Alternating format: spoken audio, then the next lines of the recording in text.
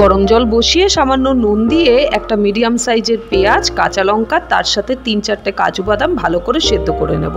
কি রেসিপি, ক্রমশ প্রকাশ্য। পনিরগুলো কেটে পিস পিস করে নিলাম।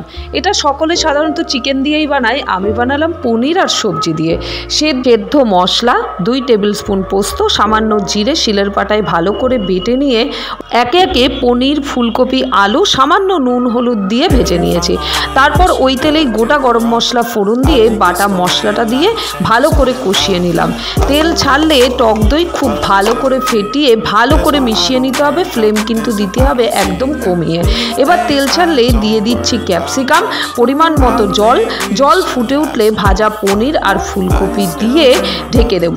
মশলা সেদ্ধ হয়ে গেলে নামানোর সময় গরম মশলা এবং কসুরি মেথি দিয়ে ভালো করে মিশিয়ে গরম গরম রুটি বা লুচির সাথে সার্ভ করে দাও। সাবস্ক্রাইব।